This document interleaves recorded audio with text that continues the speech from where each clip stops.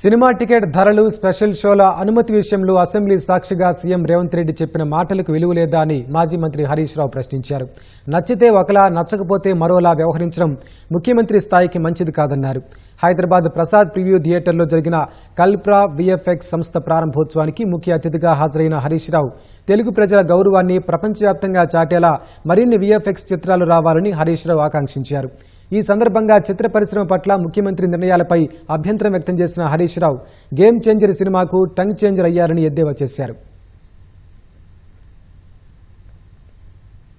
మరి ఈ మధ్య మనం చూస్తా ఉన్నాం, సినిమాల్లో ఒక దురదృష్టకరమైన సంఘటన జరగడం.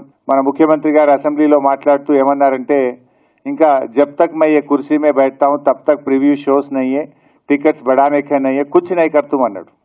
కానీ నేను చూస్తే మళ్ళీ ఇంకో సినిమాకు అడిషనల్ షోస్ ఇచ్చారు, సినిమా టికెట్ల రేట్లు పెంచారు. అంటే నేను ఎందుకు పెంచారు ఆ సినిమాకి అనట్లేదు. ముఖ్యమంత్రి అనే వ్యక్తి అయితే ఇచ్చిన మాట మీద నిలబడాలి, లేదా అందరినీ సమానంగా చూడాలి. నీకు నచ్చితే ఒక తీరు, నచ్చకపోతే ఇంకొక తీరు ఉంటే అది చిత్ర పరిశ్రమకు నష్టం జరుగుతుంది. గేమ్ చేంజర్ కు ఈ ముఖ్యమంత్రి టంగ్ చేంజర్ అయిపోయింది. నువ్వు గేమ్ చేంజర్ ఎందుకు ఇచ్చావు అని అనట్లేదు, కానీ నువ్వు టంగ్ చేంజర్ గురించి నేను అడుగుతా ఉన్నా. చిత్ర పరిశ్రమను ప్రేమతో, అభిమానంతో ఎంకరేజ్ చేయాలి. పరిశ్రమ పెరుగుదలలో మన రాష్ట్ర ఎదుగుదల ఉన్నది. పరిశ్రమను ఎంకరేజ్ చేయాలి తప్ప బ్లాక్మెయిల్ చేసేటువంటి పరిస్థితికి పాల్పడొద్దని నేను ముఖ్యమంత్రి గారిని కోరుతా ఉన్నా.